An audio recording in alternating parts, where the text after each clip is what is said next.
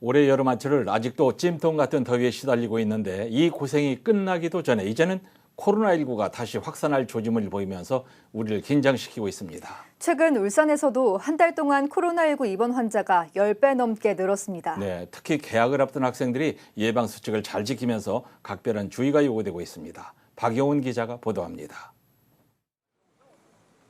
지난해 5월 엔데믹 선언 이후 한동안 잠잠했던 코로나19가 전국적으로 다시 확산하고 있습니다.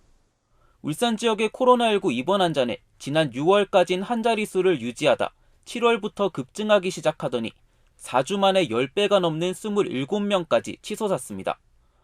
코로나19가 법정 4급 감염병으로 하향돼 표본 감시만 하는 점을 감안하면 통계에 집계되지 않은 감염자는 더 많을 걸로 추정됩니다.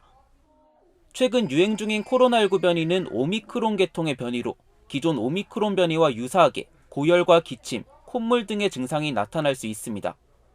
독감과 같은 4급 감염병인 만큼 격리 의무나 치료비 지원은 없지만 전염성이 강해 각별한 주의가 요구됩니다.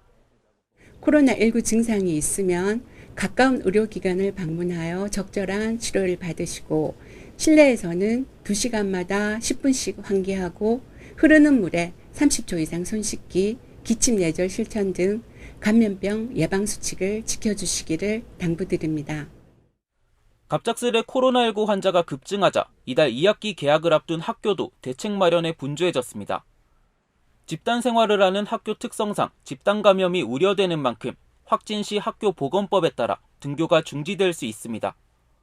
각 학교 단위로 교직원들이 참여하는 감염병 대응 모의 훈련을 실시하도록 하고요. 마스크, 손 소독제라든지 이런 방역 물품 현황을 확인해서 부족한 물품은 비축하도록 저희가 그렇게 안내하고 지도하고 있습니다.